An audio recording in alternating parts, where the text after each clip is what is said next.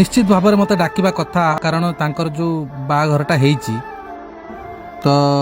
मत बहुत बाधिब भी निश्चय कारण मु इंडस्ट्री जन पुराना कलाकार ता जानी सत्य मत डाकिलनि आम कौन खाइबा रंकालिया होइछि ना खाइबा पाउनु से कथा नुह घरे छोट छोट छुआ अछंती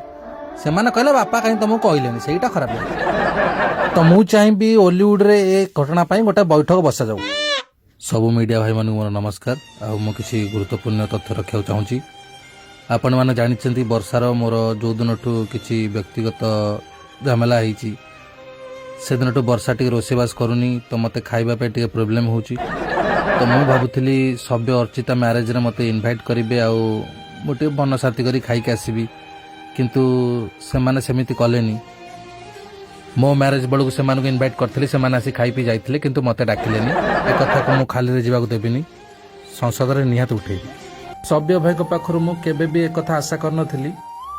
सेमिति रे भी मु एते तेल मसला खाउनी कारण डाइट मेंटेन करची दुख तो लागिला कारण मु जाइथिले खीरी टे खाइतांती मु आशा करूची कि एमिति आगो केही न करंतु समेत समस्त को इनवाइट करंतु आ जदि बा हेइची गोटे बैठक बसिया दरकार आपणको बाहागर है कि आपण कौन सी ओलीवुड कलाकार को इनवाइट कलेनी से सब बैठक बसिया बाहर एमती कि अनुभव बाबू कहले ए कथा को संसद रे उठेबे एथर आपण कौन कह चाहते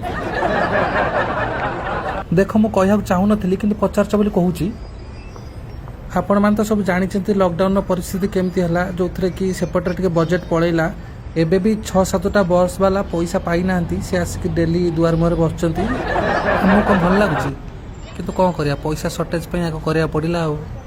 अनदुख करतु नहीं आम दबु फिस्ट दबु कि पुओ 21 बेलू बापा बागर आ पुओ 21 फिस्ट मिसेक देदेबु